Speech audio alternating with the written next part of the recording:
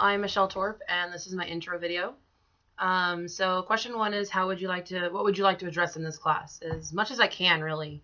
I need to focus on relearning the injuries and the taping that goes to those injuries. And this is just because my undergraduate content or learning was so long ago, and I just need that refresher. Where did I earn my undergraduate degree, and what was my major? I went to Cal State San Bernardino. I was a Yoti, go Yotes, but I was also a kinesiology major. So I had the concentration in the pedagogy end, not the exercise science end or the athletic training end. What type of education do I have in the field of sports medicine? I'm a holder of first aid, CPR, AED, and I need to do a retest for my lifeguard certification because that actually lapsed a couple years ago. What type of experiences do you have in sports medicine?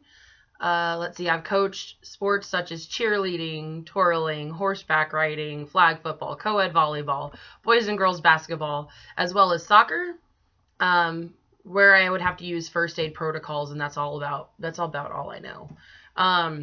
Let's see.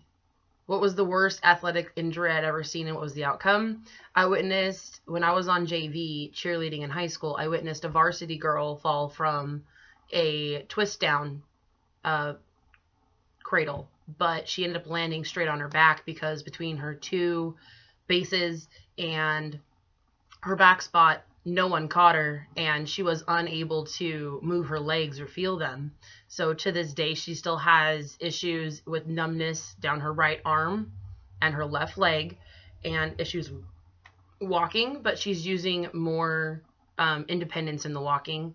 Sometimes she has to use her hand canes. So that was really kind of hard to witness. And let's see, on a scale of 1 to 5 on the managing medical conditions, I'm currently in a neutral 3.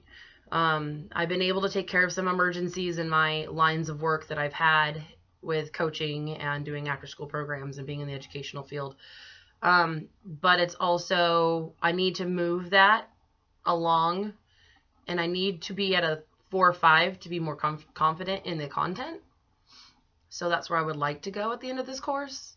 And the list of expectations I have for myself is to relearn all of my taping and see if the technique has changed.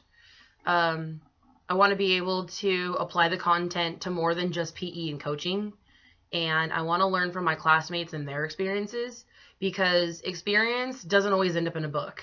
And sometimes the books don't tell you about that one off story that happened at that one point in time that was quite literally the biggest learning moment for someone, which could prevent or at least assist in medical use of someone else's knowledge. So I want to hear it from the horse's mouth, if you will. And that's about it for this.